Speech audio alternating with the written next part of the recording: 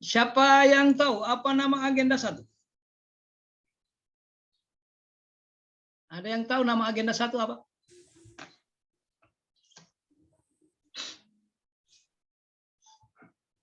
Siapa yang bisa sebut nomenklatur atau nama agenda 1? Ada yang bisa?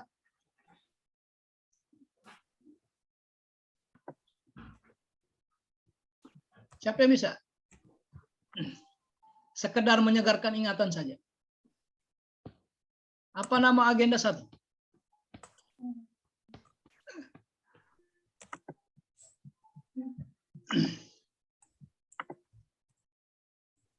Ada yang bisa kasih informasi agenda 1 itu namanya? Ya. Jadi kan begini Bapak Ibu. Dalam teori, ada guru di sini? Ada guru? Nggak ada, Pak. Oh, enggak ada ya. Kalau guru tahu betul itu dalam teori ilmu kependidikan ada yang dikenal dengan teori taksonomi Bloom. Taksonomi Bloom itu membagi, kalau tidak salah ingat ya, 5 tingkatan, 5 strata kesulitan belajar.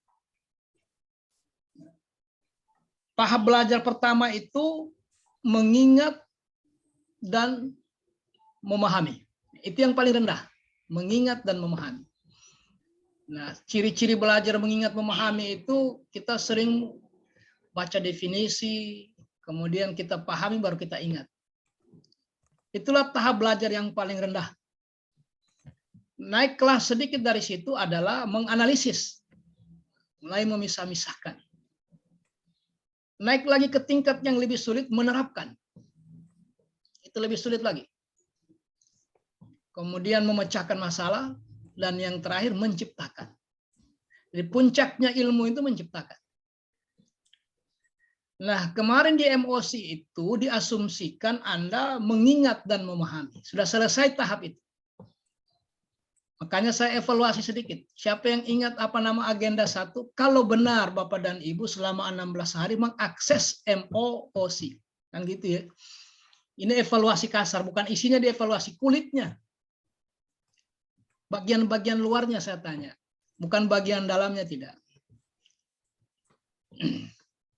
Jadi agenda 1 namanya apa? Saya khawatirnya penguji mengawali pertanyaan dari situ. Wawasan kebangsaan, Pak. Ya. Yang lain? Sikap perilaku bela negara, Pak. Ya, itu yang benar. Jadi, nama agendanya, nomenklaturnya itu SPBN. Ingat-ingat itu. Jangan ditanya penguji nanti kulitnya saja kita tidak bisa jawab, bagaimana isinya. Gitu ya. Artinya begitu, mengirim pesan padat ke penguji. Kalau dia tanya, coba sebutkan apa nomenklatur agenda 2. Wah, sudah kelabakan semua. Apa agenda 2 itu ya? Apa agenda 1? Nah, respon seperti itu mengirim pesan ke penguji bahwa kita ya luarnya saja tidak sempat kita ingat, bagaimana dalamnya. Gitu ya. Jadi untuk mudahnya agenda 1 itu namanya SPBN. Sikap perilaku bela negara. Di dalamnya ada 3 mapel. Mapel itu maksudnya mata pelatihan. Makanya Bapak dan Ibu kalau mengakses ke MOC akan ketemu 3 modul itu. Nah, itulah yang dibaca. 3 modul itu. Nah, saya katakan tadi hampir 70% waktunya Bapak dan Ibu habis belajar mandiri. Beda dengan klasikal murni ya. Kalau klasikal murni itu enggak, terbalik. Malah penugasan itu 20-30%, selebihnya adalah materi. Kalau ini terbalik. Lebih banyak Bapak dan Ibu bekerja mandiri. Nah, semua apa yang Bapak dan Ibu butuhkan melalui sistem tadi, MOC tadi itu, diperkirakan sudah disiapkan semua di sana. Mulai dari overview, modul, bahkan di Kolabjar itu kita wajib sebelum mengajar, sudah men-share semua materinya, skenario-nya. Jadi kalau Bapak dan Ibu buka Kolabjar, akan ketemu semua materi. Mohon maaf.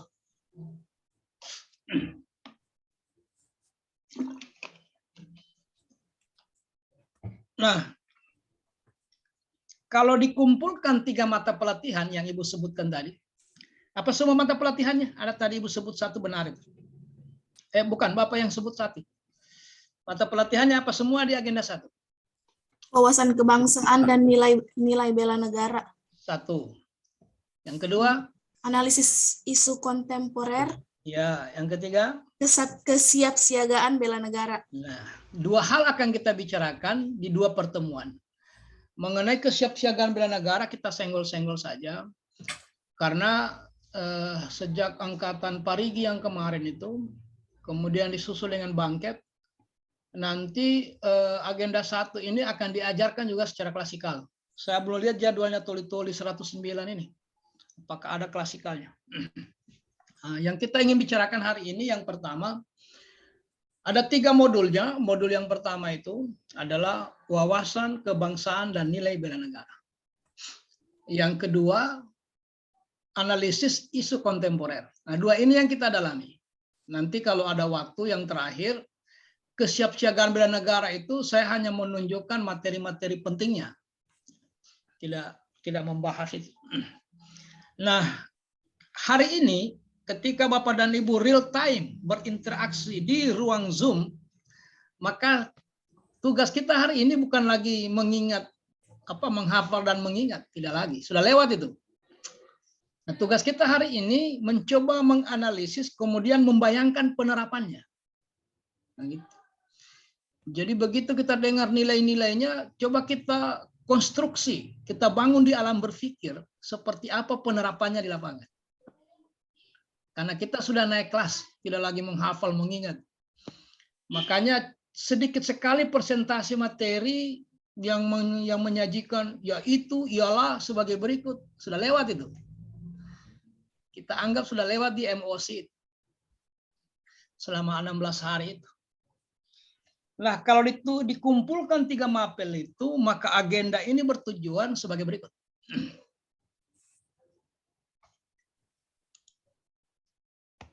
Ya. Peserta mampu menunjukkan sikap perilaku. Jadi sikap perilaku, praktek. Sikap perilaku. Sikap perilaku itu menunjukkan apa? Kewaspadaan dini atau kesiapsiagaan. Dalam hal apa? Menghadapi berbagai isu kontemporer. Nah, apa itu isu kontemporer akan kita bicarakan di pertemuan kedua. Untuk apa semua itu? Kesiapsiagaan itu dalam menjalankan tugas jabatan.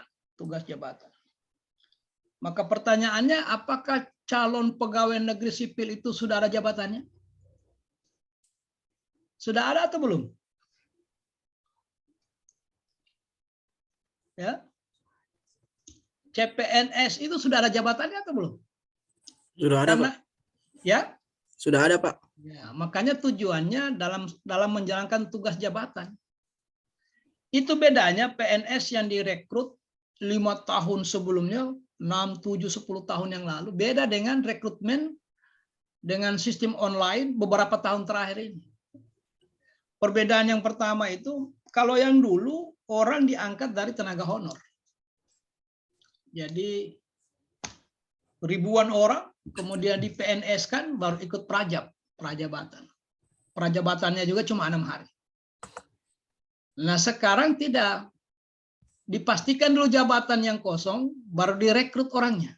Nah, itu bedanya. Kalau dulu direkrut orangnya, baru dicarikan tempatnya. Jadi sudah diangkat jadi pegawai ribuan, sama semua ijazahnya, tidak tahu mau ditempatkan di mana. Kebingungan sendiri pemerintah daerah. Nah, sekarang tidak mungkin. Karena pastikan dulu formasi yang mau diisi, jabatan yang kosong, baru direkrut orang. Makanya Anda dalam hal ini dalam rangka melaksanakan tugas jabatan. Kenapa? Karena tugas jabatannya sudah ada. Agar menjadi PNS yang profesional dalam pelayanan publik. Nah, itu endingnya. Ya. Dia memiliki sikap perilaku bela negara, itu sangat diperlukan di tengah arus perubahan yang demikian deras. Jadi perubahan dewasa ini kan begitu cepat, melahirkan berbagai isu kontemporer. Isu kontemporer itu sangat mengganggu, baik dalam melaksanakan tugas maupun dalam konteks kehidupan berbangsa dan bernegara.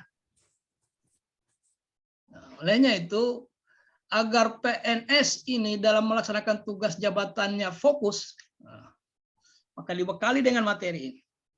Dia tidak terkooptasi, tidak tergiring dengan isu yang ada di seputar tempat kerjanya dalam pelaksanaan tugas jabatannya. Sehingga lahir nanti PNS yang profesional sebagai pelayan masyarakat. Nah, pertanyaannya kemudian, apa yang dimaksud dengan PNS yang profesional itu? Siapa yang bisa jelaskan? PNS yang profesional itu ciri-cirinya seperti apa? Saya kira kata profesional ini paling sering kita sebut. Sebenarnya apa sih tanda-tanda PNS itu profesional? Siapa yang bisa jawab? Mohon izin Pak, Ya, tanda-tanda seorang PNS yang bertindak profesional itu salah satunya itu dia bertindak akuntabel atau segala sesuatunya dapat dia pertanggungjawabkan sesuai dengan peraturan yang diberikan oleh pemerintah. Terima kasih Pak.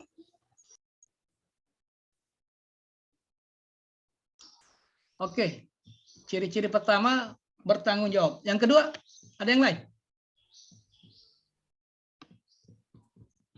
Ada yang lain? Mohon izin menjawab, Pak. Ya, silakan. PNS yang profesional adalah PNS yang menguasai bidang dan tugasnya dalam pekerjaannya. Mohon maaf. Coba kata mungkin pakai alat bantu Bapak ya, sehingga suaranya tidak maksimal. Coba dicabut alat bantu yang Bapak pakai. Ya, ulangi. Ulangi, Pak. Sudah kedengar, Pak? Jelas? Nah, sudah. Ini baru kedengar. Oh, ya. Memang alat bantu itu mengganggu audio itu. Oh iya. Lanjut. Untuk PNS yang profesional adalah PNS yang mampu memahami bidang dan tugasnya serta mampu mengaplikasikannya dalam bidang pekerjaannya. Ya, dengan Pak siapa ini yang terakhir? Dengan Zulkifli, Pak. Oh, Zulkifli. Pak Harun Zulkifli. Baik, yang terakhir masih ada yang mau nambahkan? Ada yang mau nambahkan?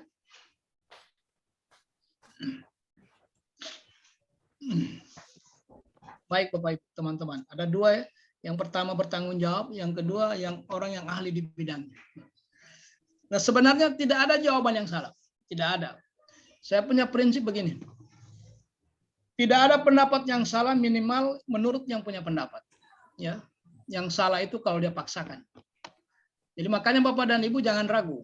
Jangan ragu kalau ada hal yang disampaikan, langsung sampaikan saja. Angkat tangan atau langsung bicara juga tidak apa-apa. Kita santai-santai saja. Karena begini, ada 3 hal yang menyebabkan orang mengantuk itu. Yang pertama karena kelelahan. Kalau tadi malam dia kerja tugas sampai larut malam, dia kelelahan bangun pagi. Yang kedua, kalau tadi pagi dia kekenyangan. Jadi kalau kelelahan ketemu dengan kekenyangan, maka dengan mudah menggiring orang untuk mengantuk. Yang ketiga itu yang menyebabkan orang mengantuk adalah dengar ceramah. Nah, coba bayangkan, sudah lelah, kenyang, dengar ceramah lagi. Nah, sudah. Tapi ada satu hal yang paling efektif menghilangkan rasa ngantuk itu adalah ketika orang bicara. Satu kata dia ucapkan mampu menghalau ngantuk 20-30 menit ke depan. Bagaimana kalau satu kalimat? Apalagi kalau dia berpendapat. Jadi kalau ibu bapak merasa mengantuk ya ngomong apa saja sepanjang masih ada hubungannya dengan apa yang kita bicarakan. Ya. Jadi ciri PNS yang profesional itu cuma 2. Cuma 2. Yang pertama sudah betul yang disebutkan oleh Pak Zul tadi. Ciri pertama PNS yang profesional itu ahli di bidangnya.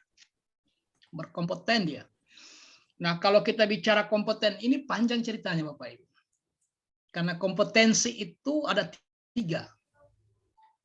Ada kompetensi teknis, ada kompetensi manajerial, ada kompetensi sosial kultur. Jadi ciri PNS yang profesional yang pertama itu kompetensi teknisnya memang menonjol, ahli di bidang. Pak, bagaimana membuktikan orang ahli di bidangnya itu? Nah, seseorang ahli di bidangnya itu yang pertama coba lihat ijazah terakhirnya dengan jabatan. Itu yang pertama dilihat, kualifikasi pendidikan dengan jabatan yang dia pegang. Jangan sarjana hukum di staf di bagian sosial atau ekonomi. Nah, gitu ya. Ada guru matematika tapi dipegang oleh guru PPKN. Itu tidak profesional dari sisi, karena profesional pertama itu dikaitkan dengan kualifikasi pendidikan. Kualifikasi pendidikan itu artinya ijazah terakhir. Itu satu. Belum lagi kita lihat pangkalan dari universitas apa dia, akreditas apa dia kemarin lolos. Itu kalau dilacak semua ketahuan. Oh, ini kita tidak ragukan karena memang dia apoteker dari universitas A yang memang apotekernya akreditas A. Makanya pangkalan itu sering dilacak ketika menentukan orang lulus atau tidak. Lulus PNS maksudnya. Jangan sampai dia berasal dari universitas abal-abal. Artinya universitasnya mungkin besar, tapi untuk jurusannya itu akreditasnya C, maka meragukan. Jadi yang pertama dilihat orang ahli di bidangnya secara teknis itu kualifikasi pendidikan. Yang kedua pengalaman belajarnya. Dia pernah ikut diklat apa semua. Dia pernah ikut webinar, seminar, simposium, lokakarya, semua yang terkait dengan keahliannya. Yang ketiga pengalaman kerjanya. Dia pernah sebelum jadi ASN, sebelum jadi PNS, dia kerja di mana? Oh, 3 tahun di rumah sakit swasta ini, 2 tahun di rumah sakit ini, sekian tahun di rumah. Data-data awal itu menunjukkan tingkat profesional seseorang. Gitu ya. Jadi ciri PNS yang profesional itu yang pertama dia ahli di bidangnya. Jadi kalau dia ditanya tentang gizi, kita tidak ragu karena memang S1-nya gizi, S2-nya gizi, S3-nya juga ilmu gizi. Tunggu dulu, ini yang banyak orang kesehatan atau orang apa ini? Atau gabung-gabung semua? Ada Eskom, ada sarjana teknik, ada SSI itu apa? Sarjana sastra Islam apa? Izin Pak, sarjana sains. Oh, sains. Jadi ini dari OPD yang berbeda semua ini. Ya Pak. Yang dominan apa? Guru atau kesehatan? Kesehatan. Kesehatan ya. Supaya kita kasih contoh itu mengarah ke yang dominan. Ciri yang kedua yang dimaksud dengan PNS yang profesional itu adalah, nah siapa yang tahu ciri yang kedua? Coba supaya tidak mengantuk saja. Setelah dia ahli di bidangnya, yang kedua apa? Izin Pak. Ya. Misalnya itu beretika dalam melakukan tanggung jawab. Ya. Dengan ibu siapa itu? Ibu siapa ngomong terakhir? Dengan Hiliatuniswa, Pak. Ibu Hiliatuniswa. Juliatuniswa. Ya. Baik. Jadi kalau dihubung-hubungkan pasti ada hubungannya. Makanya tidak ada pendapat yang salah. Pasti ada unsur benarnya. Kira-kira begitu. Maka jangan ragu. Nah, ciri yang kedua itu setelah dia ahli di bidangnya, maka yang kedua itu bekerja sesuai dengan aturan. Nah, kalau bicara etika tadi itu etika itu bagian dari aturan. Jadi itu dua saja. Kalau mau profesional, pertahankan yang dua itu. Yang kedua, asah terus kemampuan. Tingkatkan itu kompetensi. Terutama untuk tahap-tahap awal ini kompetensi teknis. Nanti setelah itu jabatannya Bapak dan Ibu naik, mulai meninggalkan hal-hal yang teknis, masuk ke manajerial. Maka tidak heran ada dokter jadi kepala dinas bukan di kesehatan. Kenapa? Karena yang dia urus bukan lagi masalah teknis, sudah masalah manajerial. Sudah tata kelola. Sudah pengaturan. Bisa terjadi. Seorang dokter ditempatkan di kepala dinas pemberdayaan masyarakat. Sangat kontras. Orang yang paham dia protes. Kenapa dokter ditempatkan di sini? Nah, dia tidak tahu semakin tinggi jabatan seseorang, maka semakin kurang hal-hal yang teknis, tetapi semakin membesar hal-hal yang bersifat manajerial. Makanya tidak sekedar memiliki kemampuan teknis, tapi dia mampu mengelola. Kemampuannya itu mampu dia kelola dikaitkan dengan jabatannya. Kan manajerial itu mengelola, menata, mengatur. Ya. Jadi itu ya, yang pertama tadi ahli di bidangnya, yang kedua bekerja sesuai dengan aturan. Ingat-ingat itu, sesuai dengan aturan. Karena coba lihat nilai-nilai dasar PNS, coba lihat. Kemudian Panca Prasetya Korps, ada poin-poin tertentu yang bicara tentang taatnya PNS pada aturan. Karena tidak ada satupun pekerjaan di birokrasi itu yang tidak jelas dasar hukumnya. Tidak ada satupun. Ya.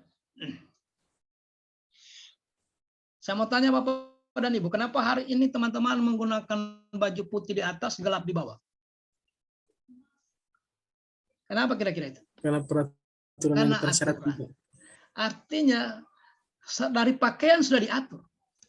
Apalagi kalau sudah menggunakan uang negara. Tidak mungkin tidak ada aturan. Enggak mungkin. Sedangkan mau apel pagi, apel.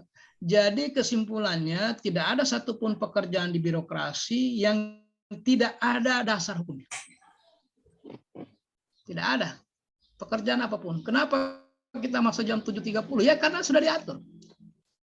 Aturan. Kenapa dia cuma 2 jam pembelajaran, Pak? Sudah begitu diatur oleh LAN. Jadi bisa dikembalikan ke dasar hukum. Jadi kesimpulannya tidak satupun aktivitas orang di birokrasi itu yang tidak ada aturan mainnya. Pasti ada. Ya. Entah itu Juklak, Juknis, standar operasional prosedur, Permenkes, Permendiknas, dan seterusnya. Tergantung di mana Bapak dan Ibu bekerja. Kalau belum teknis, ada lagi Perda, ada lagi Perbuk, Pergub. Jadi kesimpulannya, tidak ada satupun pekerjaan, bahkan di manajemen ASN itu, mulai orang dibuatkan formasi sebelum direkrut, sampai dia pensiun, semua ada aturannya. Makanya nanti kita bicarakan manajemen ASN itu ada 14 yang dikelola di sana. Semua pakai aturan. Makanya untuk apa dia ahli di bidangnya? Oh, dia ahli betul Pak. Itu apotekernya itu luar biasa itu Pak, dari UGM ke akreditas ini. Baru S2-nya juga apoteker, farmasi. S3-nya juga farmasi. Tetapi persoalannya dia tidak taat pada aturan. Itu merugikan negara karena dia lebih banyak bersentuhan dengan masalah hukum. Apalagi kalau kemarin dia tugas belajar itu S2, S3 dibiayai oleh daerah. Pulang dari sana bekerja tidak taat pada aturan. Lebih banyak berurusan dengan Pak Jaksa, dengan Pak Polisi, atau dengan KPK. Bayangkan kalau dia divonis sekian tahun.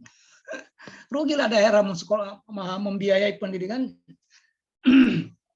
Makanya kompetensi itu harus berbarengan dengan ketaatan pada aturan. Karena sekali lagi saya ulangi, hampir tidak ada gunanya dia ahli tapi bermasalah hukum. Pasti dia tersandung, pasti dia lebih banyak berurusan dengan masalah hukum. Tiap 2 minggu wajib lapor. Sia-sialah keahlian yang dia miliki. Begitu juga sebaliknya, dia yang paling taat di kantor itu. Woi, salah sedikit, coba dia baca dulu landasan operasionalnya. Bagaimana ini? Ini uang mau dipakai di mana? Coba baca kata DPA-nya, baca kata juklangnya, baca juknisnya, baca perbuknya. Cuman persoalannya dia tidak ahli di bidangnya. Tidak ahli dia. Dia ditempatkan di mana? Tempatkan di puskesmas sesuai dengan kualifikasi pendidikannya ahli gizi. Tapi dia tidak bisa dia tidak paham itu apa itu gizi. Guru matematika tapi tidak paham matematika. Kan repot itu Bapak. Makanya dua hal itu menjadi ciri PNS yang profesional. Yang pertama ahli di bidangnya, yang kedua dia bekerja sesuai dengan aturan. Nah, ini endingnya. Makanya saya lama di sini supaya Bapak dan Ibu ke depan itu yang dituntut itu adalah bagaimana mengasah kemampuan itu. Karena ini era kompetensi, era persaingan. Yang dipersaingkan apa? Kompetensi. Nah, kalau Bapak dan Ibu mampu menjaga dua hal ini, insya Allah dijamin karirnya. Jamin. Kompetensinya bagus. Yang kedua, dia bekerja sesuai dengan aturan. Amanlah dia. Karirnya akan terus naik. Baik, ini kita masih bicara tujuan pembelajaran. Supaya dia profesional sebagai pelayan publik. Nanti kita bicarakan di sesi berikutnya apa itu pelayan publik. Publik ini sering orang menggunakan istilah masyarakat, ada juga yang menggunakan istilah umum. Sama artinya, pelayanan umum, pelayanan masyarakat, pelayanan publik. Sama. Kalau di undang-undang itu, undang-undang tentang pelayanan publik disebut pelayanan umum. Oke. Mari kita lihat, kita masuk pada wawasan. Ya, inilah 3 modul itu. Wasbang dan nilai bela negara, analisis isu kontemporer, dan kesiapsiagaan bela negara. Nah, ini kira-kira modulnya. Saya kira Bapak dan Ibu sudah melihat ini di MOOC. Ada 3 modul yang berada di agenda 1. Secara sepintas tentang wawasan kebangsaan dan nilai bela negara.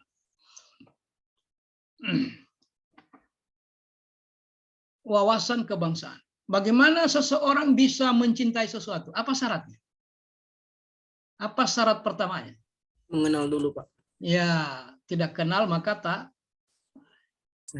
Ya, jadi tidak mungkin. Harus dia kenal dulu. Nah, dalam rangka mengenal itulah yang disebut dengan membangun wawasan. Wawasan. Kalau wawasan kebangsaannya sudah bagus, akan muncul rasa, apa itu nasionalisme? Nasionalisme itu apa sih? Apa pengertiannya nasionalisme? Ini pelajaran di SD disampaikan, di SMP diulangi, SMA diulangi, masuk di kuliah S1 masih diulangi lagi itu melalui materi mata kuliah dasar umum. MKDU. Apa sih nasionalisme itu? Menurut pemahaman teman-teman. Mohon izin, Pak. Ya.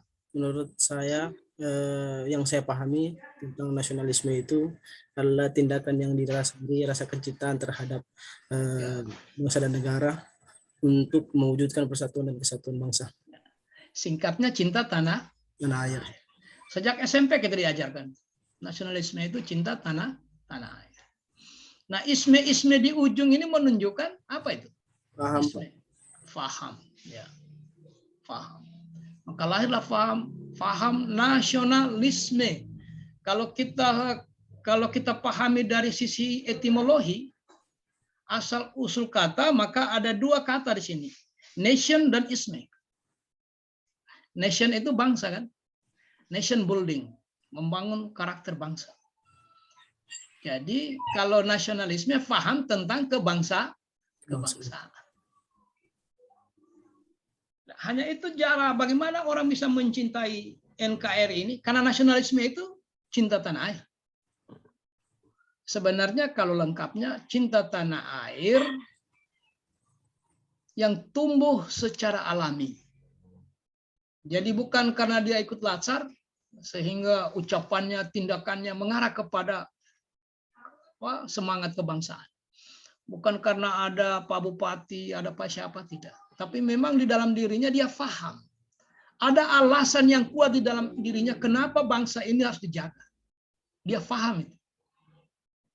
Jadi dia tumbuh secara alami karena dia paham. Ya, itulah tadi kita sebutkan di awal. Kenapa orang mencintai sesuatu? Karena dia paham, karena dia kenal. Upaya memperkenalkan itulah yang namanya membuka atau membangun wawasan. Membangun wawasan kebangsaan. Supaya dia kenal historisnya, dia kenal, dia tahu sedikit teorinya, dia paham regulasinya. Dari sanalah dia muncul rasa cinta terhadap NKRI yang tumbuh secara alami tadi.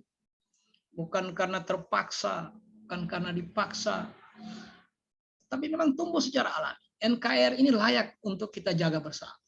Dari mana itu tumbuh? Ya karena dia mengenal itu. Nah, setelah dia paham, maka perlu digairahkan semangatnya. Nah, semangat mempertahankan sesuatu yang kita miliki itulah disebut dengan patriotisme. Jadi semangat mempertahankan NKRI atau nasionalisme itu yang kemudian disebut dengan patriotisme, menumbuhkan rasa memiliki. Muncullah semangat itu. Kenapa muncul semangat itu Bapak Ibu? Karena dia paham. Sekali lagi saya ulang-ulang. Kenapa dia paham? Karena dia memiliki wawasan. Cara memandangnya benar. Cara pandang dia terhadap bangsa ini benar. Sehingga muncullah gairah itu. Muncullah semangat itu. Semangat memiliki. Kita kalau sudah memiliki pasti kita pertahankan Bapak. Pasti.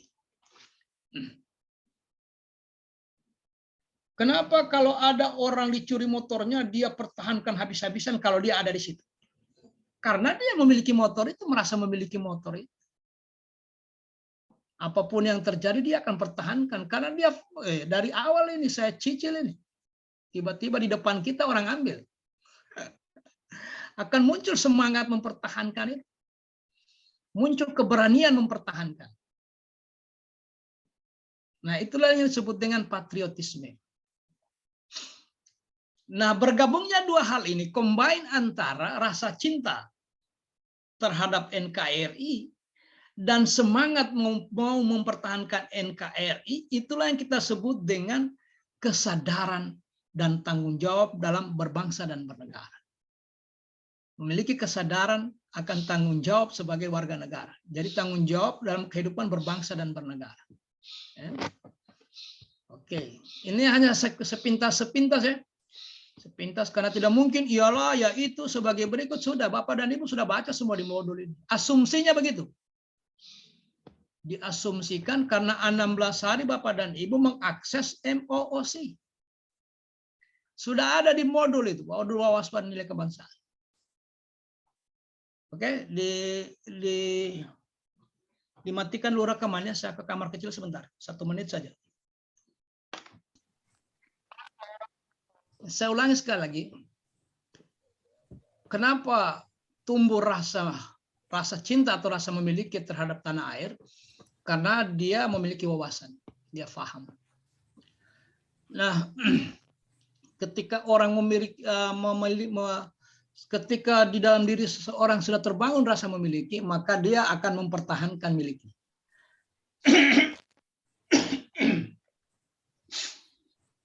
Dia akan pertahankan miliknya.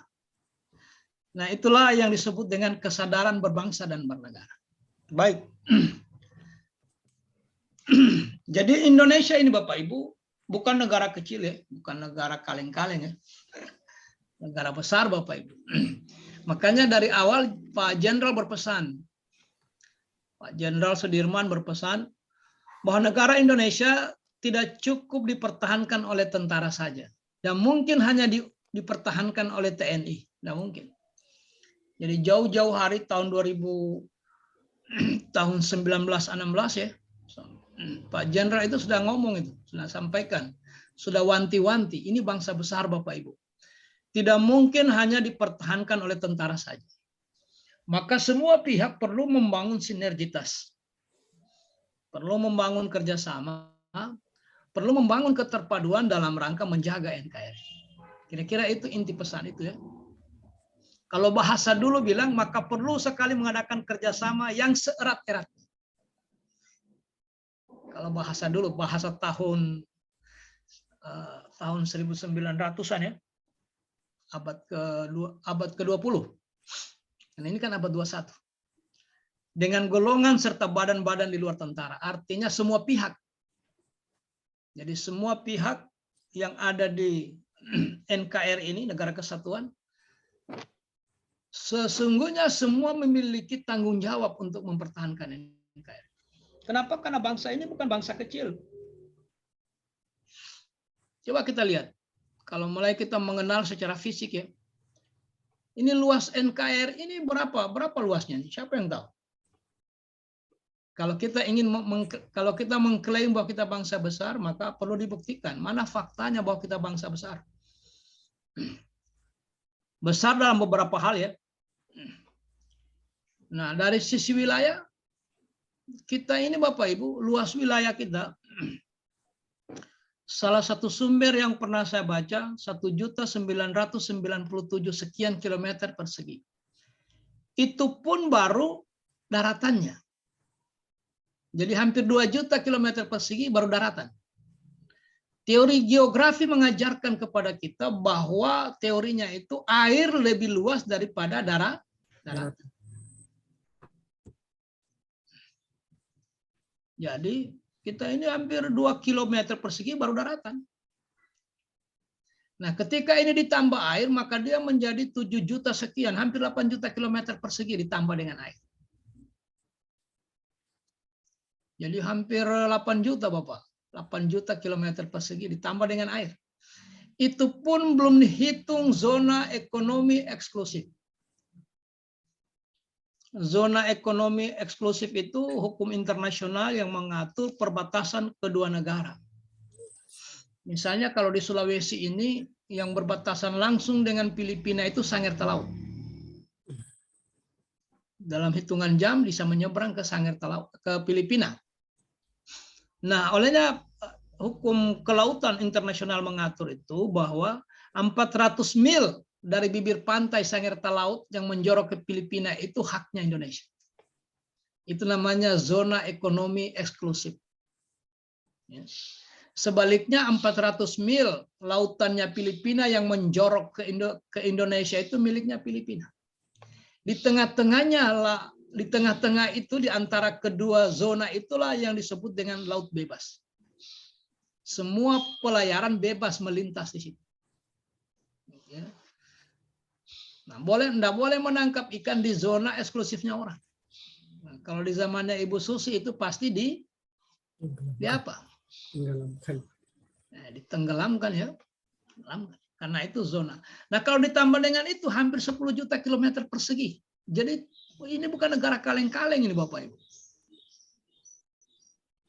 Bandingkan dengan Malaysia. Malaysia itu tidak sampai 400 kilometer persegi. 330 sekian kalau tidak salah. Setara Kalimantan. Jadi Malaysia itu tidak ada apa-apa. Nah, kita mau 10 juta kilometer persegi, Malaysia tidak sampai 500. Tidak ada apa-apa. 1 juta tidak sampai. Ya. Singapura tidak ada satupun ya. Kalau Bapak dan Ibu sedang berada di Singapura, kemudian beli tiket pesawat, itu pasti ke luar negeri. Kenapa harus ke luar negeri? Karena tidak ada penerbangan domestiknya. Tidak ada. Artinya apa? Saking sempitnya Singapura. Begitu take off, pasti ke luar negeri. Pasti. Kalau Bapak dan Ibu sudah beli tiket pesawat, sudah ke luar negeri. Mau terbang kemana lagi? Tidak ada lagi tempat. Coba kalau Anda berangkat dari Palu ke Riau Kepulauan, itu 4 kali transit. Baru sampai di Riau Kepulauan.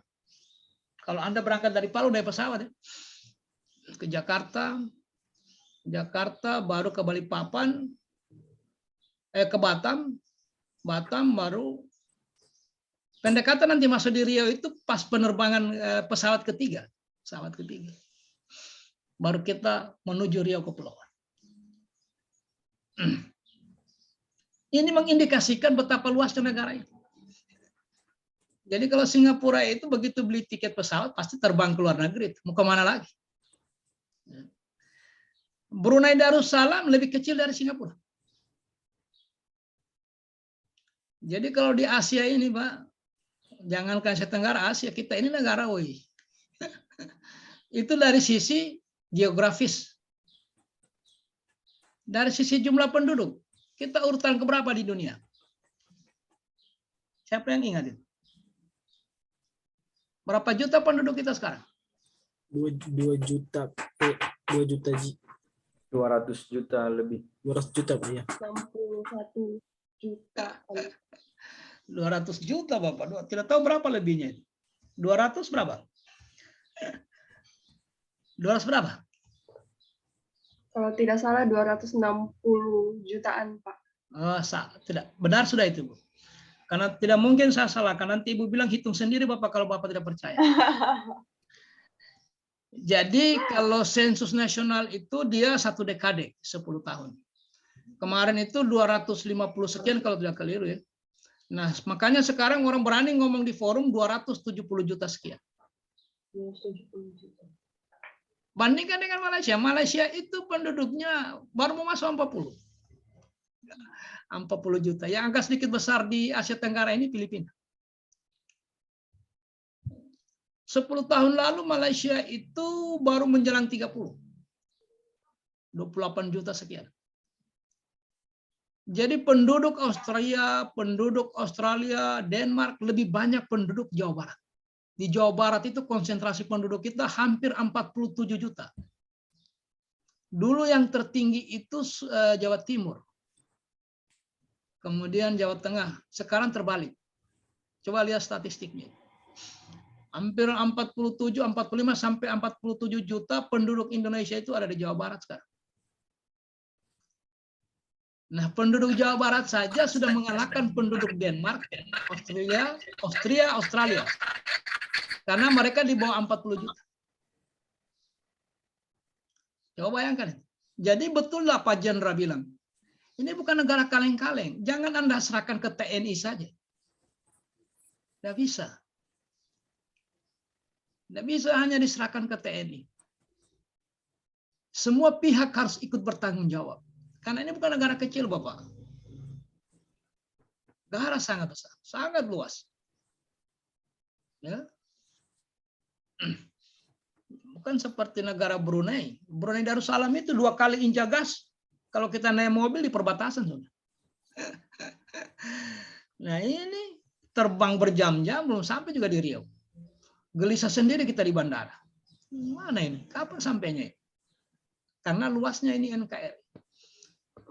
Makanya dengan ciri satu-satunya negara kepulauan terbesar di dunia. Ciri kita adalah Nusantara. Nusa itu pulau dirangkai dengan kata antara, Nusantara. Jadi negara dengan ciri di antara pulau. Jadi Nusantara. Nusa itu pulau, antara itu artinya negara yang berada di antara pulau-pulau. Dan ini adalah negara kepulauan terbesar di muka bumi. Satu-satunya yang terbesar. Makanya karena banyaknya pulaunya melahirkan berbagai kemajemukan. Lahirlah perbedaan-perbedaan. Beda dengan Eropa. Eropa itu kan kalau dilihat dari sisi, coba lihat. Di Inggris, Amerika, New Zealand, kan sama bahasanya, bahasa Inggris semua. Artinya apa? Ada satu suku yang diurus oleh 3 negara. Itu bedanya. Ya. Makanya kalau ada orang Inggris tidak bisa berbahasa Inggris, itu keanehan. Keanehan itu. Pernah dengar ada orang Inggris tidak bisa bahasa Inggris. Keanehan itu. Tapi kalau ada orang Indonesia tidak bisa berbahasa Indonesia, bisa difahami. Bisa difahami. Karena begitu banyak di Sulawesi Selatan, di kampung-kampung yang umur 50-60 ke atas, yang sampai hari ini susahnya berbahasa Indonesia. Bukan cuma di Sulawesi, di Jawa juga begitu. Jawa Timur, Jawa Tengah, gitu juga. Kalau kita ke pelosok-pelosok, ketemu dengan mbok-mbok itu yang umurnya sudah 60 ke atas, ajak bahasa Indonesia susahnya minta ampun. Jadi bukan keanehan kalau ada orang Indonesia yang tidak bisa berbahasa Indonesia. Menunjukkan bahwa kita ini memang terdiri dari berbagai suku bangsa. Itu bedanya. Kalau di Inggris ya satu saja. Geser ke Amerika bukan bahasanya yang berubah, tapi logatnya kira-kira. Makanya di Inggris itu kita kenal dengan Inggris British. Amerika sudah Inggris apa? Agak kasar lah, kasar. Bahasa hari-hari. Tetapi tetap satu suku. Dia menggunakan satu bahasa. Ciri-ciri satu suku itu apabila sastra lisannya sama. Apa yang dimaksud dengan sastra lisan? Sastra lisan itu apa? Bahasa. Ya, itulah sastra lisan. Jadi kemampuan orang menyebut, kalau di Toli-Toli air disebut apa? Apa bahasa Toli-Toli air? Apa ogo? Ogo. Nah, makanya di mana-mana kampung, kalau di pantai timur kita temukan kampung Ogo Mojolo, Ogo Tiong, Ogo Tinubu, sampai Ogo Malane di Toli-Toli. Gitu ya. Itu sastra lisan. Orang tua kita sepakat menyebut air itu ogo. Maka setiap kehidupan itu pasti mencari air. Jadi orang tua dulu mau hidup itu dia pastikan dulu sumber air. Maka banyak nama kampung diambil dari nama air. Ogo tua berarti air pertama-tama ditemukan, ada sumur tua di situ. Kalau mau dilacak itu mungkin ditemukan. Disitulah orang berkonsentrasi karena orang tidak bisa hidup tanpa air. Coba cek nama-nama kampung itu. Kecuali Palu ya, Palu ini kan di belah sungai. Jadi rembesan kiri kanan sungai itu melahirkan air bersih karena ditapis oleh unsur-unsur tanah sehingga sekian meter kita bergeser dari pinggir sungai itu akan menemukan air bersih. Karena sudah ditapis oleh lapisan-lapisan tanah. Itulah sebabnya banyak nama kampung diawali dari nama air. Contoh di Toli-Toli itu Ogo Tua itu. Ogo Tua, Ogo apa lagi? Ogo Amas. Oh, Ogo Amas. Nah, kalau di Jawa Barat, air disebut dengan, ada teman dari Jawa Barat? Ada teman dari Bandung, Jawa Barat? Ada? Ada di room ini? Tidak ada? Banyu. Hah? Banyu. Oh, Banyu kalau Jawa. Kalau Sunda itu Ci. Maka ditemukan Cirebon, Sarua, Ci apa semua itu? Cikampek, Baduyut. Cibaduyut. Memulai orang hidup dari air, mengepung air, bertawaf di air orang.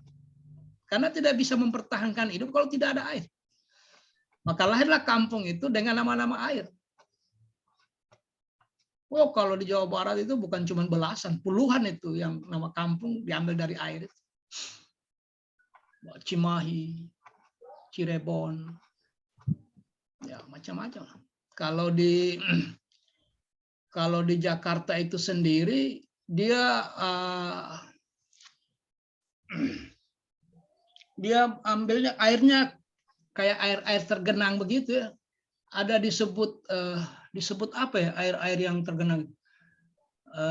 Rawa Mangun, rawa apa lagi? Diawali dari rawa di Jakarta. Rawa Mangun, ada 7 rawa di sekitar Jakarta itu. Ada 7 rawa. Rawa Mangun, saya lupa ya, saya pernah hafal itu, ada 7 rawa mengawali kehidupan di ibu kota. Orang mengelilingi rawa itu. Tapi rawa dulu tidak sama dengan rawa sekarang penuh dengan oli. Rawa dulu bersih, Bapak. Ya. Nah, mari kita kaitkan dengan kedudukan kita sebagai PNS. Siapa yang tahu kedudukan kita itu apa sebenarnya? Kalau PNS ini. Dalam rangka menjaga NKRI. Apa kedudukannya Bapak dan Ibu sebagai PNS? Kedudukannya negara memposisikan PNS itu sebagai pelayan apa ya? masyarakat. Apa? Pelayan masyarakat. Itu fungsi. Sebagai perekat pemersatu bangsa. Itu juga fungsi. Bedakan kedudukan, tugas, peran. Ada kedudukan dulu melahirkan peran dan melahirkan peran. Peran itu melahirkan fungsi. fungsi itu melahirkan tugas. Gara-gara kedudukan sehingga orang jelas perannya.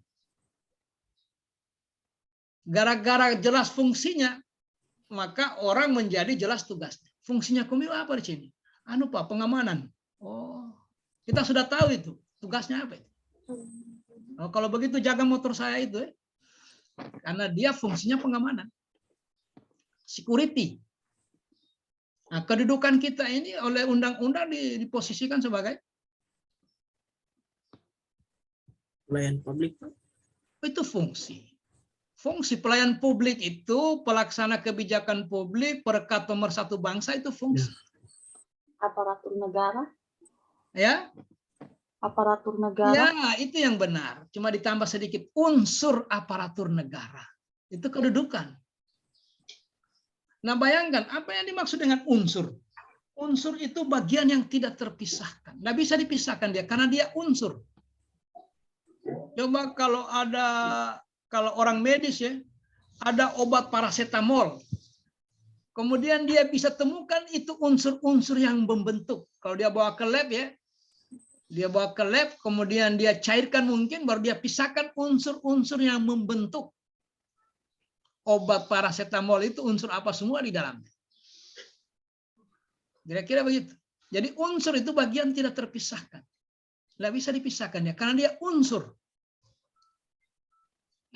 Kopi itu unsurnya apa? Gula ada. Kalau kita sudah minum kopi ya, minum kopi ya. Kalau kopi susu ya pasti ada unsur susunya, gulanya, kopinya. Nanti di vila-vila di lab bisa dipisahkan. Ini kofeinnya, ini milknya, ini gulanya. Tapi dia kalau tidak bisa disebut kopi susu kalau tidak ada 3 unsur. Tambah unsur air, kan gitu ya. Olehnya PNS ikut bertanggung jawab terhadap bela negara. Tidak bisa. Nanti kita lihat regulasinya. Kenapa? Karena kita unsurnya. Kalau kita melepaskan dari negara, maka kehilangan unsur negara. Jadi kita sebenarnya sama dengan TNI, hanya fungsi yang berbeda. Kita melakukan pelayanan publik ini dalam rangka apa? Menguatkan negara.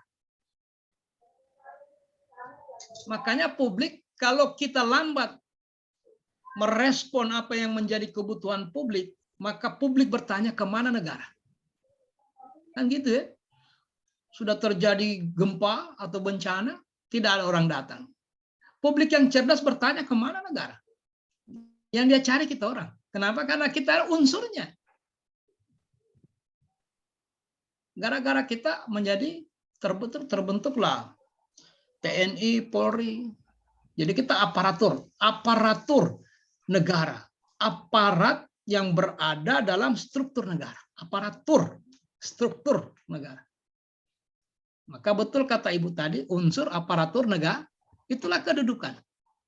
Coba baca kata Undang-Undang Nomor 5. Cek ulang itu apa kedudukan PNS, unsur aparatur negara. Dari sana lahirlah fungsi. Mana yang duluan? Bapak Danip kan sering menyebut tusi atau tupoksi. Apa itu tupoksi? Tugas dan fungsi. Tugas pokok dan fungsi. Ada juga yang bilang tusi, tugas dan fungsi. Sebenarnya mana yang duluan? Tugas dulu baru fungsi atau fungsi dulu baru tugas?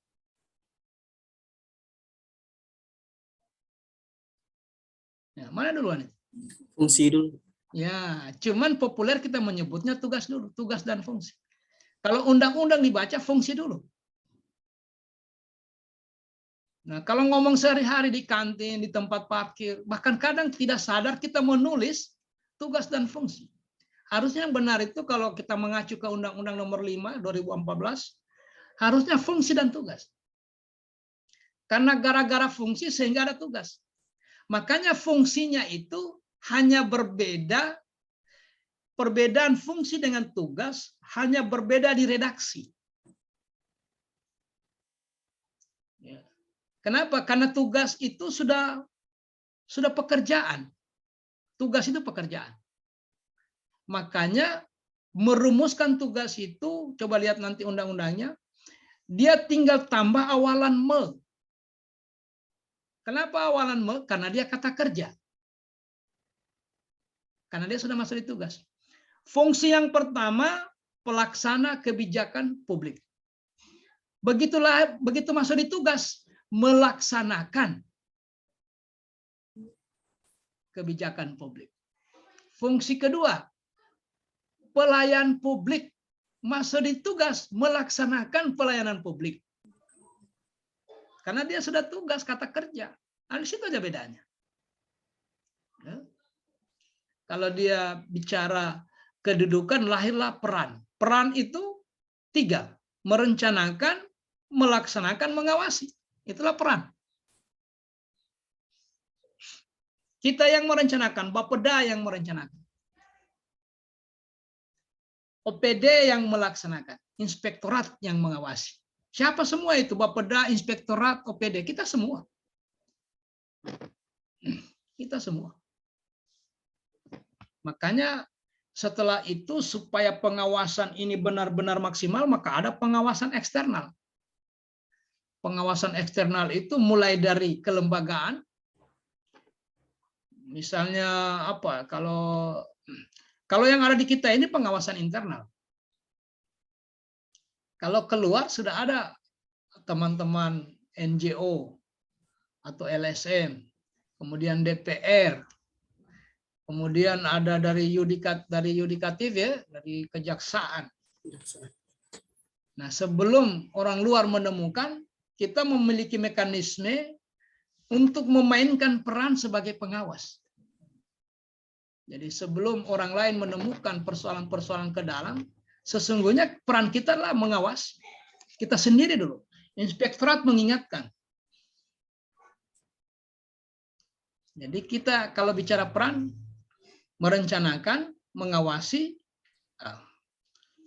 merencanakan, melaksanakan, dan mengawasi. Sebenarnya itu tahapan manajemen. Planning, actuating, controlling. Oke. Jadi negara ini karena begitu luas, maka tidak bisa hanya diserahkan kepada TNI saja. Menjadi tanggung jawab semua pihak, apalagi aparatur sipil negara. Karena dia kedudukannya adalah unsur aparatur negara. Makanya tegas kalau ada PNS yang ucapan dan tindakannya itu merongrong negara, pasti diambil tindakan tegas. Pasti. Kenapa? Karena dia unsur aparatur. Unsur aparatur negara dia. Maka dijaga betul ini unsur-unsur pembentukannya. Pasti tindakannya tegas.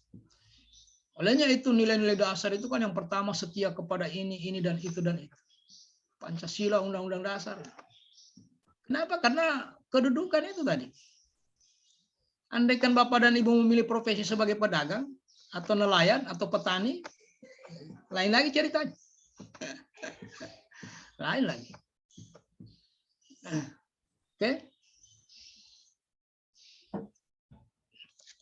Nah, target capai pembelaan. Jadi begini, tahu itu harus ditahu dari ini namanya memahami ya, membuka wawasan, memperluas wawasan.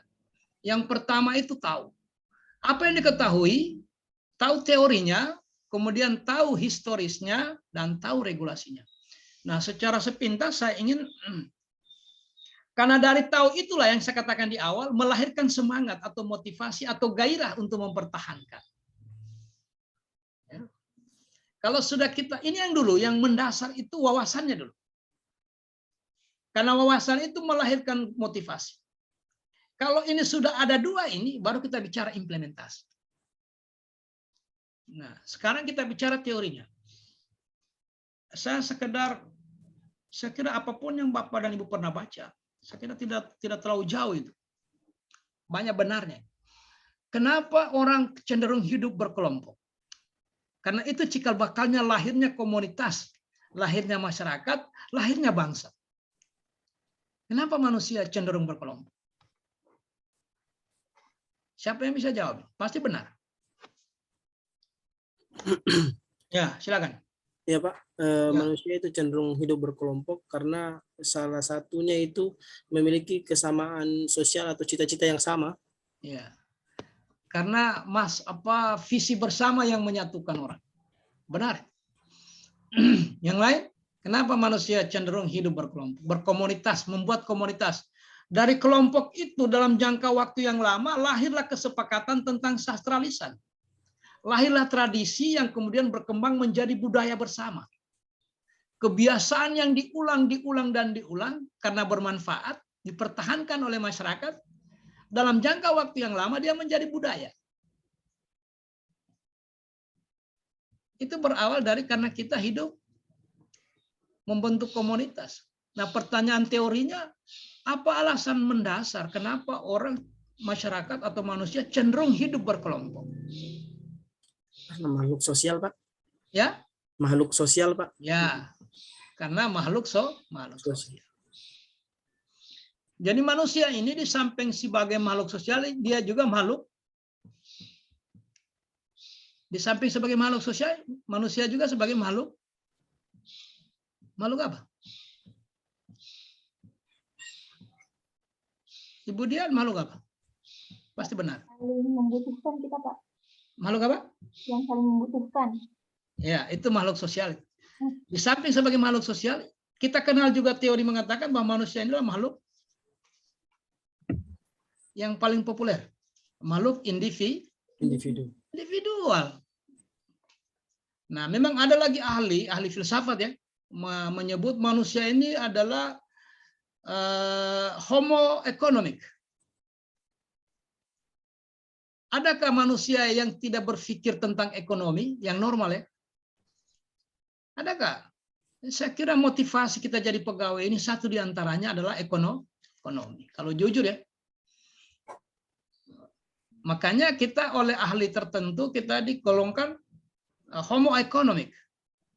Makhluk ekonomi. Karena selalu berpikir ekonomi. Dan tidak bisa dipisahkan dengan manusia.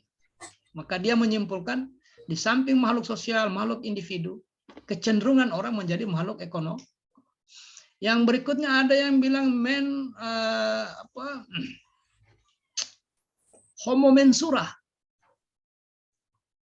Homo mensura itu maksudnya makhluk penilai. Coba kita kembalikan ke diri masing-masing. Kita ini makhluk penilai. Apapun yang kita lihat, kita dengar, kita nilai. Cenderung itu refleks itu. Enggak perlu apapun yang Anda lihat ditangkap oleh panca indera, langsung kita bangun persepsi kita.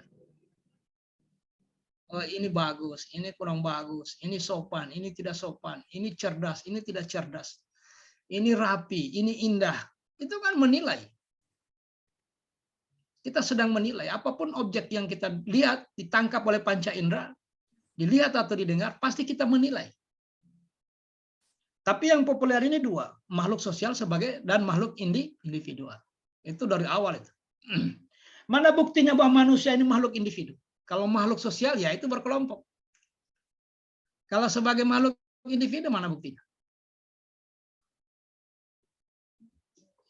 Ibu saya agak mengantuk, Ibu Zahsa. Kalau menurut Ibu contoh makhluk individu itu apa? Supaya tidak mengantuk saja. Saya yakin jawabannya Ibu pasti benar. Makhluk individu itu contohnya?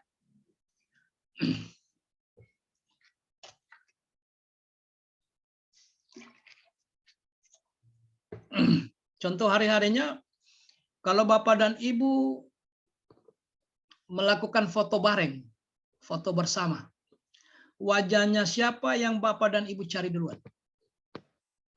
Nah, itu kan mulai muncul, individunya mulai muncul di situ, tanpa sadar itu. Sebentar sore habis Zoom ini, Bapak dan Ibu dengan Maitua, dengan Paitua, dengan anak-anak jalan-jalan ke Tanjung Batu. Tahu Tanjung Batu? Ya. Dengan Ibu, dengan anak, dengan Bapak Tua, main-main ke Tanjung Batu. Tiba-tiba terjadi, tanpa diminta-minta, ini cuma cerita ya. Tiba-tiba terjadi gempa sekian koma. Itu Bapak lari sendiri, Ibu lari sendiri, anak lari sendiri. Refleks. Kenapa? Makhluk individu. Nah, makhluk individu inilah melahirkan tuntutan HAM, hak asasi manusia. Maka untuk mensintesa ya, antara tuntutan hak-hak individual dengan hak-hak kolektivitas, maka disitulah negara hadir. Salah satu alasan negara hadir. Ya. Nah, jadi secara teori, kenapa bangsa ini terbentuk? Karena memang tidak ada seorang pun manusia di muka bumi ini yang mampu memenuhi kebutuhannya secara mandiri, baik kebutuhan untuk sustainable, untuk eksis ya, supaya dia bisa bertahan hidup, bisa melanjutkan keturunan. Tidak mungkin dia bertahan sendiri, nggak mungkin. Untuk menjaga dia dari serangan binatang buas atau orang jahat, dia pasti butuh orang lain. Nggak mungkin dia lawan sendiri. Agar dia bisa bertahan untuk hidup, dia butuh air, dia butuh makan. Tidak mungkin dia usahakan sendiri. Nggak mungkin. Bahkan satu kelompok, kalau kelompok kecil, maka dia akan kerepotan. Maka orang semakin lama semakin membentuk komunitas semakin besar, semakin besar, semakin besar. Coba Anda tahu, itu nasi sampai di piring itu, berapa banyak orang yang terlibat. Baru sampai nasi itu di piring. Coba kalau kita hitung ribuan orang terlibat. Ada dari pertanian di sini? Ada dari pertanian? Ada yang dari penyuluh pertanian ada? Dari 10 orang ini? SP, sarjana pertanian ada? Nah, ada ya?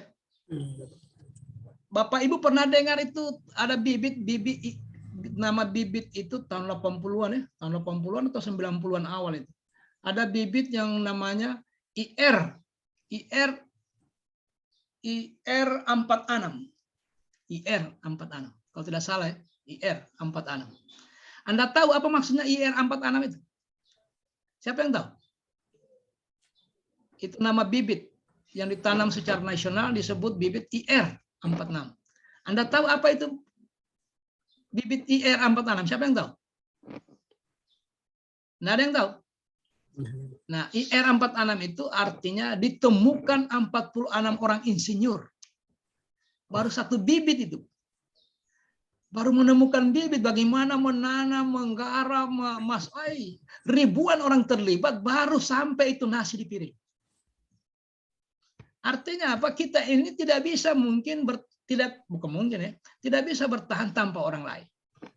Menyadari itu, maka kita membentuk komunitas. Agar komunitas ini teratur, maka lahirlah. Supaya jangan dibeda-bedakan orang, Bapak. Dia dari dusun A, gue tua ini, orang gue tua, nanti pelayanannya begini. Yang dari Damplas Selatan beda lagi. Yang dari apalagi yang mengarah ke sana itu, Galang itu. Kecamatan apa di Galang? Kecamatan Galang ya? Bengkulu Utara, Pak.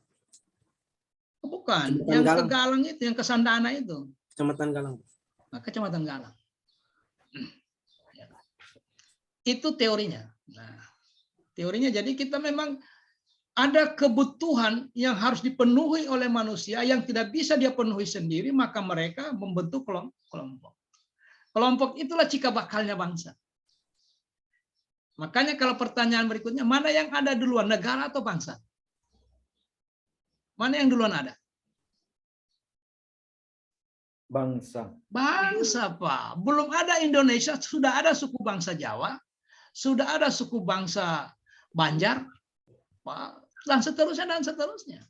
Bugis, sudah ada semua suku bangsa. Belum ada negara.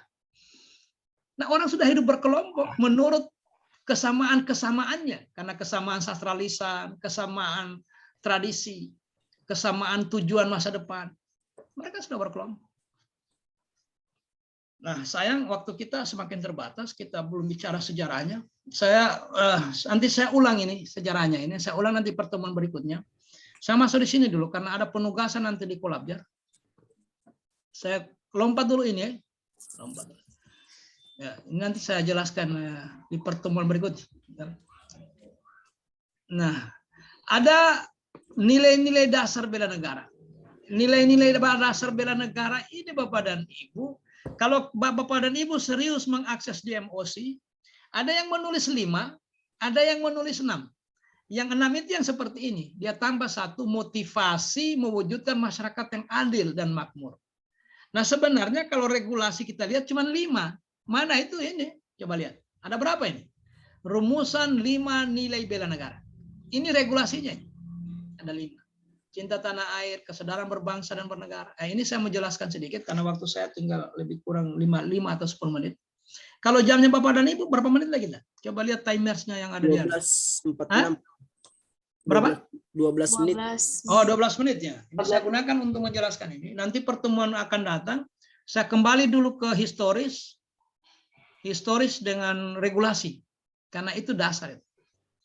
Nah, saya ingin karena ada penugasan di Kolabjar nanti. Di Kolabjar itu Anda nanti tinggal melihat nilai-nilai bela negaranya, seperti apa penerapannya di tempat pekerjaan. Itu yang dimaksud dengan analisis dan menerapkan. Ya. Nah, ini dia. Ada 5 nilai bela negara. Setiap nilai bela negara itu melahirkan 6 indikator. Ingat, ada 5 nilai bela negara.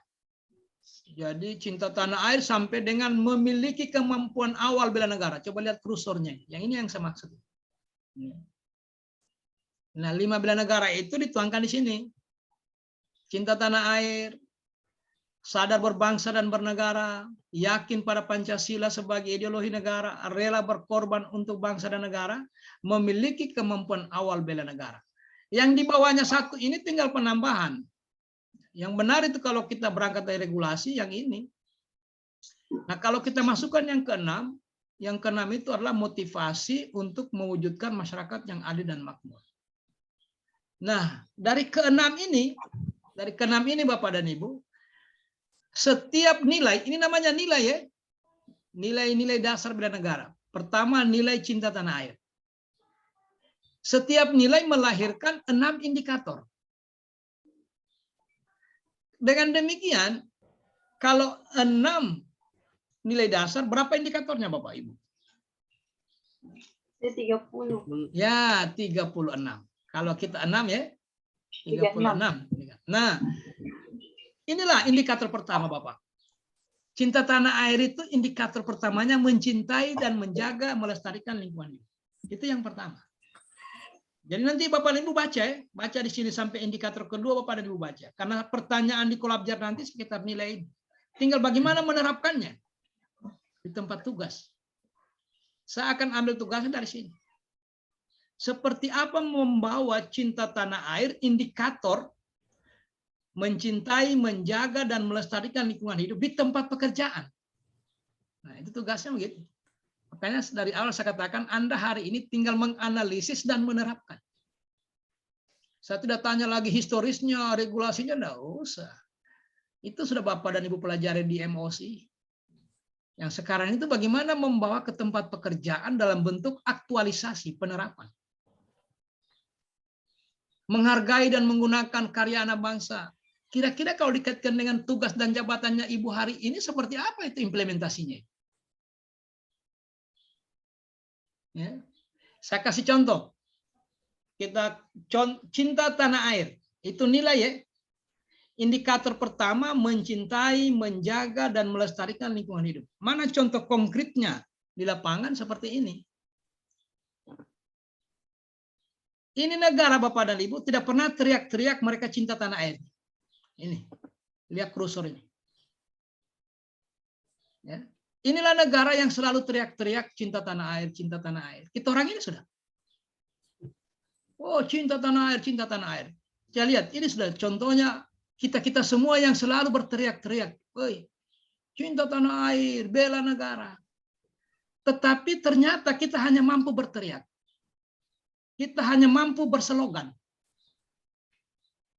Kita hanya masih pada tataran cerita, bukan realita. Bukan. Itu hanya membuat statement, pernyataan-pernyataan. Tetapi kenyataan berbalik 180 derajat. Ini negara, lihat kursornya, tidak pernah teriak bahwa mereka cinta tanah air. Tetapi terbukti mereka menjaga tanah air. Jadi betapa kontrasnya pernyataan kita dengan kenyataan lapangan. Makanya di Sulawesi Tengah ini betapa sulitnya kabupaten kota mendapatkan adipura. Kenapa? Karena ini potret bahwa kecintaan kita terhadap NKRI sangat rendah. Nggak perlu dibantai itu. Karena terbukti kita tidak mencintai lingkungan kita. Terbukti. Kita tidak memelihara lingkungan kita. Karena bukti cinta tanah air itu yang pertama menjaga lingkungan, menjaga kebersihan lingkungan, dan apa tadi? Mencintai, menjaga, melestarikan lingkungan hidup. Nah, faktanya ini, kalau benar-benar kita mencintai lingkungan, anak-anak bangsa ini cinta pada lingkungan, sebagai bukti bahwa dia cinta tanah airnya, tidak mungkin terjadi seperti ini. Enggak mungkin. Manajemen perusahaannya akan larang itu karyawannya. Siapa yang membuang ini seakan denda, potong gajinya. Dia harus tegas, kayak wali kota hari ini di Palu. Buang sampah 1.500.000 kalau kedapatan. Denda. Nah, kalau Bapak dan Ibu ke Palu, hati-hati buang kantongan dari mobil. 1.500.000 kalau tertangkap kamera CCTV. Tinggal dilacak mobilnya siapa tadi Bapak buang itu. Kenapa? Karena kita ingin buktikan bahwa kita ini cinta tanah air. Jangan hanya slogan. Sampai kapan kita bermain-main di slogan? Nggak bisa. Mulai dari tempat pekerjaan masing-masing. Terus dibenahi sudah. Di tempat, apakah Bapak dan Ibu tinggal di rumah masing-masing, apa di tempat kontrak atau di coach, kitalah yang memulai. Dalam diam kita bekerja. Nggak usah ajak orang. Nggak usah. Betapa menjadi semacam suatu paradoks ya. Di tempat kerjanya kita tidak ada tong sampah. Sampah kemana-mana. Halaman tidak pernah ditata. Ini menunjukkan kita tidak tahu apa itu sebenarnya cinta tanah air. Yang ada di benak kita itu cinta tanah air itu angkat senjata, lari ke perbatasan. Bukan itu. Implementasi cinta tanah air itu adalah satu, menghargai karya anak bangsa. Jadi apapun Anda sebagai pimpinan atau kapus atau apa, minta tolong staf kerja, walaupun salah hargai dulu, pertunjukkan kesalahan. Nah, perbaiki ini ya. Jangan begitu salah buang di tong sampah. Itu tidak menghargai karya anak bangsa. Jadi itu nilai itu. Nilai bela negara itu.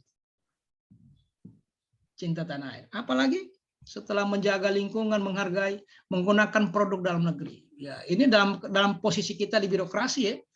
Apapun itu sedapat mungkin itu. Kalau boleh, kalau ada di sekitar wilayah kerjanya Bapak mungkin di puskesmas, ya yang di wilayah kerja puskesmas itu dulu yang dibuatkan spek pekerjaan untuk dipenuhi itu bermuatan produk dalam negeri. Menjaga dan memahami seluruh ruang wilayah NKRI. Bagaimana ini? Jadi kelihatan di menjaga dan memahami seluruh wilayah NKRI. Nah, kita ini kalau ditanya wilayah NKRI banyak yang tidak paham. Tanya berapa jumlah pulau sekarang, Pak? Sudah sulit kita menjawab. Kenapa? Karena tidak memiliki nilai cinta tanah air. Tidak ada upaya kita untuk memahami sebenarnya sampai hari ini kalau dihitung dengan lutungan itu berapa pulau yang ada di Indonesia. Belum lagi itu di mana? Di Kabetan. Kabetan itu terpecah-pecah lagi. Ada pulau kecil ini, pulau ini. Kalau toli-toli jangan kami tanya ya. Saya 60-70% lah saya kalau fisiknya ya, kalau geografisnya saya tahu. Kenapa? Karena saya pernah tugas di toli-toli. Menjaga nama baik bangsa dan negara. Mengenal wilayah tanah air. Ini semua nilai. Nanti ini saya tanya Bapak Ibu ya. Jadi cukup dengan nilai dasar yang kedua. Nilai dasar yang kedua apa tadi? Nilai dasar yang kedua. Apa tadi? Kesadaran berbangsa dan negara. Ya. Anda pelajari indikatornya. Sadar berbangsa dan bernegara indikatornya apa?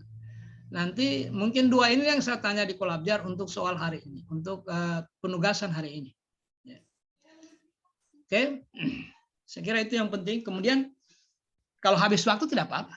Kita tinggal menghabiskan waktu ini. Yang penting Anda sudah tahu nilai bela negara itu ada 6. Setiap nilai bela negara melahirkan 6 indikator. Sebenarnya tugas kita hari ini menganalisis nilai itu dan membayangkan penerapannya. Bagaimana menerapkannya?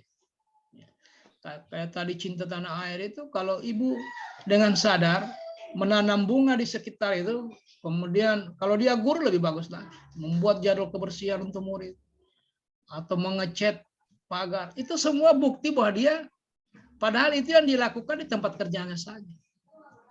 Tapi dia itu bukti sebenarnya dia diniatkan ya, niatnya lurus untuk menegakkan nilai cinta tanah air. Nah, sejarahnya, sudah habis waktu ya. Nanti kita bicarakan di pertemuan kedua sejarahnya, regulasinya. Baru kita masuk pada isu kontemporer. Nanti kita mundur sedikit satu langkah ke belakang, satu langkah di pertemuan kedua nanti, insya Allah hari Rabu ya, tanggal 3. Ya, ini 3 JP ini. Karena ada yang paling penting di situ adalah isu kontemporer. Kalau ada pertanyaan silakan. Sambil menghabiskan waktu karena menurut jam saya sudah masuk. Mohon izin Pak bertanya. Ya. Terkait teknis untuk penugasan ini Pak, kan di pembelajaran Kolabjar ini ada nanti fitur yang tugas individu sama tugas kelompok. Iya. Nah, tugas individu yang tugas kelompok yang hari ini penguploadannya di situ Pak ya? Kalau tugas saya hanya mengupload. Kalau Anda menjawab mengirim kemana, itu nanti tanyakan penyelenggara. Pada akhirnya saya yang periksa itu. Siap Pak. Ya di situ saja. Yang membedakan tugas kelompok dan individu, lihat penjelasannya. Kan ada judulnya situ, tugas kelompok. Ada juga berikutnya tugas individu. Saya kira diupload juga di situ dia. Soal batas waktu, sampai kapan dia di batas waktunya, itu yang menentukan, yang mengunci itu, Pak, semacam menunya itu, yang mengunci itu penyelenggara, bukan Widya Suara. Kita itu nanti menilai itu kalau tinggal 1 minggu seminar akhir, baru kita cari semua, mana semua itu angkatan yang belum dinilai. Penugasannya sudah masuk semua, tinggal nilainya yang kita belum masukkan. Karena kesibukan berbagai banyaknya angkatan. Jadi nanti dilihat saja di Kolabjar. Mungkin malam ini baru saya upload atau sore. Karena ini mau ke kantor lagi, ada kegiatan apa. Masih kaitannya dengan Idul Adha. Tapi itu tanggung jawab saya harus upload hari ini. Mungkin sedikit lagi. Saya kira itu Pak Harun. Siap Pak. Terima kasih Pak. Ada yang lain?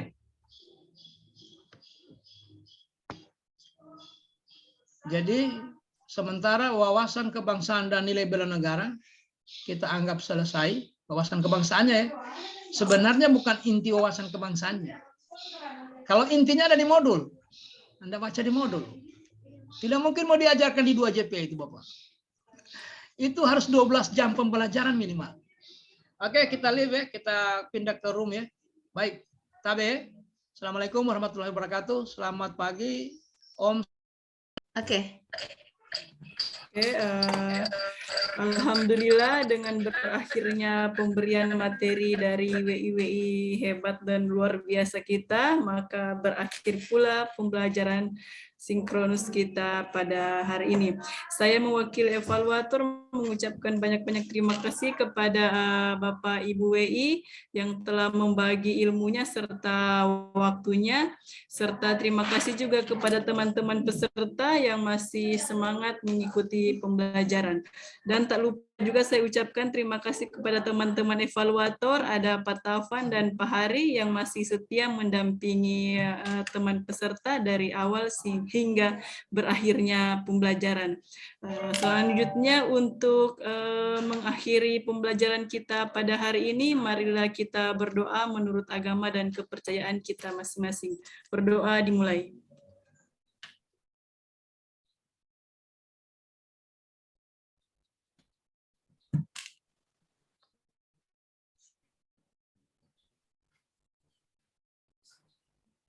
Berdoa.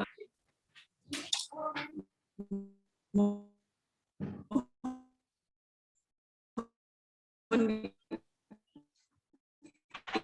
izin WI serta teman